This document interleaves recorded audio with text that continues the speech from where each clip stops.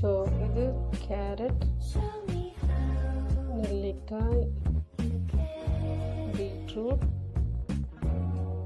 சின்ன பீஸ் வந்துட்டு மஞ்சள்.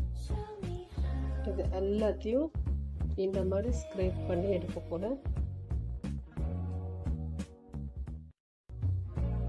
ஸோ இது பீட்ரூட்டு, இது நெல்லிக்காய், காட்டு நெல்லிக்காய்.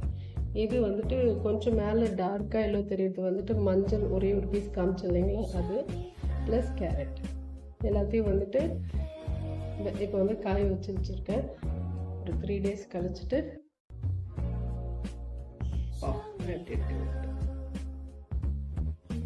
ஆஃப்டர் 3 days வந்துட்டு நல்லா ட்ரை ஆயிடுச்சு. ஆனால் 3 days எடுக்குது சரிங்களா இது காயறதுக்கு. நல்லா காய வச்சு எடுத்துட்டு இப்போ நீங்கள் இதை பொடியாக்கிக்கணும். வந்துட்டு மிக்சியில் போட்டுட்டு நான் அரைச்சி கொண்டு வரேன். அப்புறம் பார்க்கலாம் எப்படி இருக்குன்னுட்டு. பவுடர் அரைச்ச அப்புறமா பொடி இந்த மாதிரி சூப்பராக வந்திருக்கு. ரொம்ப டேஸ்டியாக இருக்குது. ஐ ஹோப் ஹெல்த்தியாக இருக்கும். அப்படியே அதோட நன்மைகள் எல்லாம் கொடுக்குன்னு நினைக்கிறேன். ஏன்னா ஆஃபீஸ் போகிறவங்களுக்கு வந்து டெய்லி காலையில் இருந்துச்சு இந்த ஏபிசி ஜூஸ் போட முடியாது இல்லைங்களா.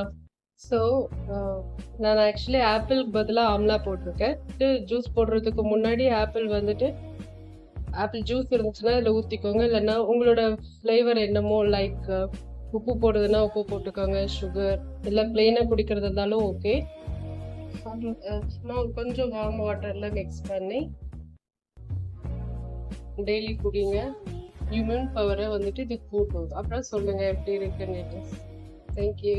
அந்த பவுடரில் வந்துட்டு ஜூஸ் போட்டு வச்சுருக்கேன் நான். கொஞ்சமாக வார்ம் வாட்டர் எடுத்து சூப்பராக இருக்குது. ரிமைனிங் வந்து ஏர்லிக்காவும் இருக்க கண்டெய்னரில் வந்துட்டு எடுத்து வச்சுருக்கேன். நீங்கள் ட்ரை பண்ணிவிட்டு சொல்லுங்கள். ஹெல்த்தியான ட்ரிங்க்ஸ் குடிச்சிட்டு ஹெல்த்தியாக இருங்க.